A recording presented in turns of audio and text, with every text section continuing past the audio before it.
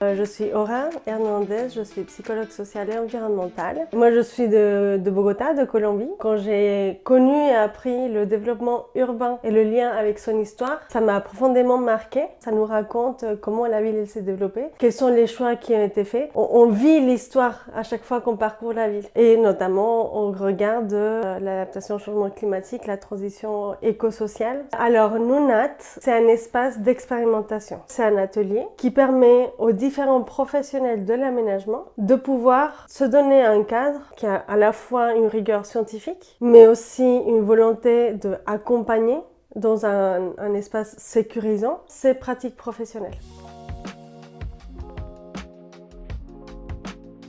Le programme de R&D qu'on a aujourd'hui vise à comprendre quelle est la place que les sciences humaines et sociales ont dans l'accompagnement au changement des pratiques professionnelles, dans l'innovation publique, dans l'innovation dans l'aménagement, du fait qu'on doit identifier, caractériser quelles sont ces nouvelles façons de s'organiser, quels sont les modèles d'aménagement qui cherchent l'habitabilité et la désirabilité. On fait de la R&D pour l'aménagement du territoire. Et donc aujourd'hui, on est reconnu jeune entreprise innovante dans ce sens-là.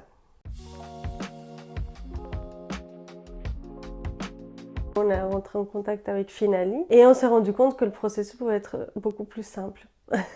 Donc déjà, ça soulage beaucoup parce que ça peut être pas très compréhensible, surtout au début, avec l'ensemble des critères. Il y a aussi un raisonnement à adopter, mais qui en même temps, moi, ça me parlait beaucoup parce que ça fait partie du raisonnement de la recherche. Mais de pouvoir traduire ça, pas seulement dans des documents de recherche, comme nous, on peut le faire, mais surtout pour qu'un tiers puisse comprendre en quoi, concrètement, l'activité relève de l'innovation et de la recherche. C'est pas si simple. J'ai appris avec les échanges du coup dans mon cas c'est Fanelli. L'accompagnement avec Fanelli c'est vraiment très très qualitatif.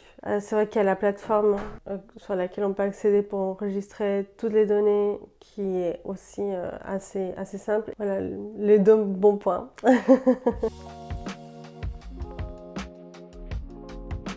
Il y a à la fois la partie qui justifie l'activité de R&D et après il y a le fond, c'est-à-dire qu'est-ce qu'on a fait. Ça c'est un travail qui se fait au cours de l'année parce que quelque part c'est ça la R&D, c'est que du coup ça nous permet d'identifier si on valide ou invalide certaines hypothèses. En fait ce que je vais faire en amont avant d'utiliser la plateforme, j'ai un dossier où je compile toutes mes données et une fois que je suis sur la plateforme, j'ai juste à copier-coller par rapport aux différentes cases. Donc je fais un premier remplissage. Si j'ai des doutes, ensuite j'appelle Fanelli, je dis je suis pas sûre.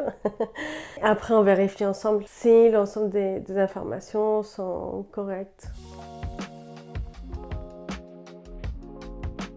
Avoir le statut jeune entreprise innovante, pour moi c'est pas seulement un label, c'est surtout donner un message à mes partenaires, comme quoi ils travaillent avec une entreprise qui fait les choses différemment. Ça me permet de poser vraiment tous les fondements de en quoi mon entreprise est une entreprise innovante.